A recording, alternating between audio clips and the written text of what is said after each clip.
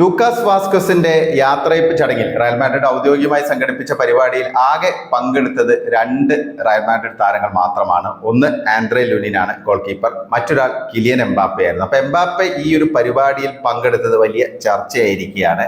ഒന്നുമല്ല, social media അദ്ദേഹത്തിന് ഒരു കയ്യടി നൽകുന്നുണ്ട്. കാരണം എംബാപ്പയുടെ ആ ഒരു ജെസ്റ്റർ വളരെ മാതൃകാപരമാണെന്നാണ് പൊതുവെയുള്ള ഒരു വിലയിരുത്തൽ. കാരണം വളരെ തിരക്കേറിയ ഒരു സീസണിന് ശേഷം അവധി ആഘോഷത്തിലാണ് റയൽ മാഡ്രിഡ് താരങ്ങളെല്ലാം. ആ ഒരു സന്ദർഭത്തിൽ നടന്ന പരിപാടിയിൽ ആകെ പങ്കെടുത്തത് രണ്ട് പ്ലേയേഴ്സാണ്. അതിലൊരാൾ എംബാപ്പെ ആണെന്നുള്ളതാണ്. എംബാപ്പയുടെ ആ ഒരു അവധി ആഘോഷമൊക്കെ എംബാപ്പെ കട്ട് ചെയ്തുകൊണ്ടാണ് മാഡ്രിഡിൽ എത്തി തൻ്റെ സഹോദര തുല്യനായ സഹതാരത്തിന് അദ്ദേഹം ഒരു യാത്രയപ്പ് നൽകിയത്. ഇൻസ്റ്റാഗ്രാമിലും വളരെ വൈകാരികമായ ഒരു കുറിപ്പൊക്കെ എംബാപ്പെ ഇട്ടിരുന്നു.